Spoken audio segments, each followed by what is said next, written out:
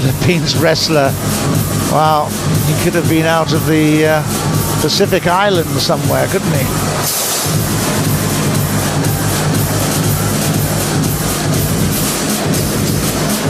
He's certainly impressive.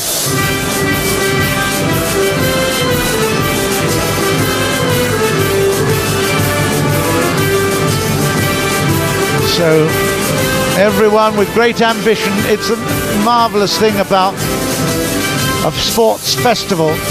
Every one of these athletes will be doing their absolute best. Many of them by tomorrow will be disappointed. Hopefully a lot will think that they've done their absolute best, and although they didn't win medals, that they've probably done their personal best, whether it's in timings or play against and beat somebody they've never beaten before. It's all a very, very important moment in their lives. They'll never forget it, that's for sure.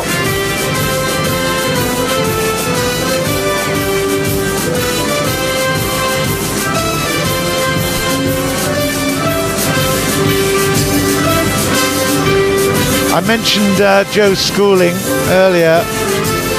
He really does have, I've been looking a lot of the comments about him and what he's actually achieved, and the records speak for themselves. He's actually got now to be the fastest high school swimmer in the United States at his age group, and that's over 100 yards. Now I know that we don't use yards at the moment, it's meters, but at 45.52 he's the fastest 100-meter butterfly swimmer in high school, any high school in the United States, in US history in fact. And at 52.33 for the 100 meters, he was only just behind Michael Phelps at his age as well. So we are talking about a real star in the making with Joe Schooling. There's no pressure on him. I think he really wants to do as well as he possibly can, and as the holder of 5 national records, I know that he will be certainly one of the star performers of the of these games. And of course, even looking forward to Rio in 2016, his ambition is to perhaps get a medal there. So who knows? It could all be big celebration for Singapore. Not since Ang Peng Siong have we had such potential breaker of records. Joe Schooling is the real deal. Of course, there'll be many girls: Pat Chan, Junie Sung, Jocelyn Yeo. Gosh, the SEA Games are littered with great performances by the female swimmers. But I think Joseph Schooling will put the boys in the limelight, in the spotlight. Darren Lim as well is also going to be a star.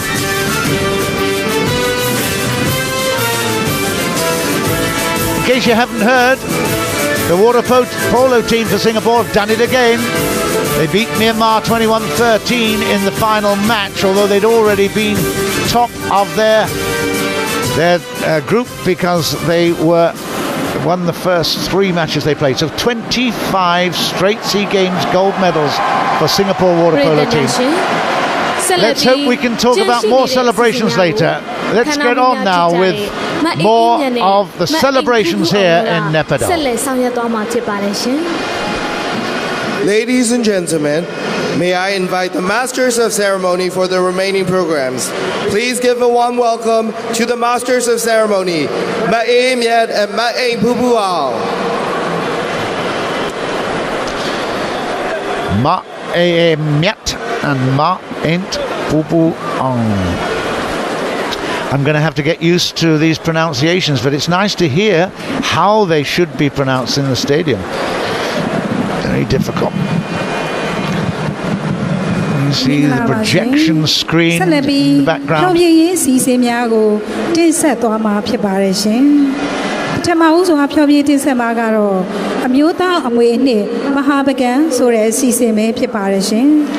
So we're going to have the start of the entertainment program, the cultural side of it. Bagan, I've mentioned it before, the turn of the second millennium, so from 1050 onwards, Bagan era up until the 1300s was very, very strong. It's the heart of the Myanmar people.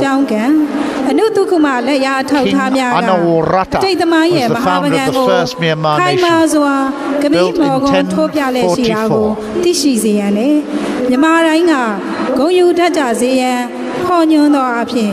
We will see plenty of pagodas in Bagan, temples and monasteries due to the deep devotion and belief in Buddhism. Distinguished guests, ladies and gentlemen, we will continue the ceremony with the entertainment program for your delight.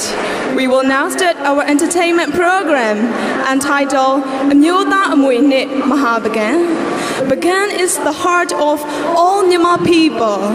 The king and orator, who was the founder of the first Myanmar nation and built his kingdom in 1044 AD. Since then, the practices of Theravada Buddhism in Myanmar has been flourished. That is why Bagan has plenty of pagodas, temples, and monasteries due to the king and his people who were deeply devoted to their belief in Buddhism. On the other hand, the king and orator strengthened the magnificent power of his nation's unity and implemented an irrigation system. At that moment, Bagan was at its peak for trade and economy, as well as development of literature, performing arts, and visual arts. The spectacular craftsmanship of architecture was replicated in respective pagodas and temples. The strenuous great efforts of the king and his people made Bagan as a glorious and the greatest nation, which still remains as the legacy. That is why we'd like to present this program in honor of Bagan by performing National Heritage of Glorious Bagan. Please enjoy the performance. Thank you. Bagan is actually the Myanmar equivalent of the temples at Angkor Wat in Cambodia. Let's enjoy.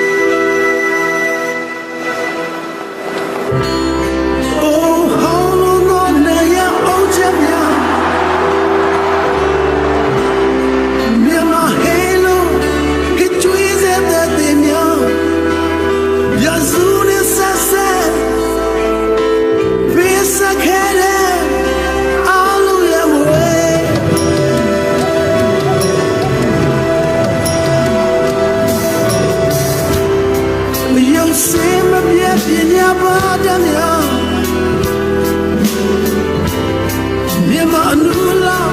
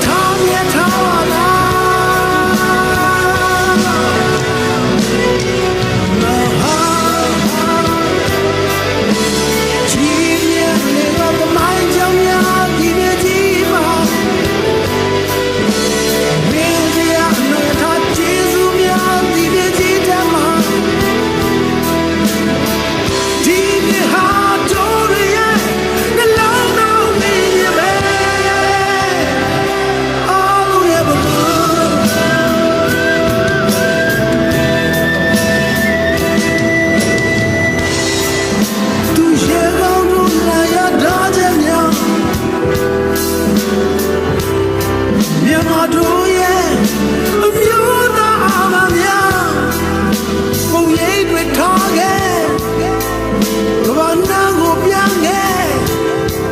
Oh, my young,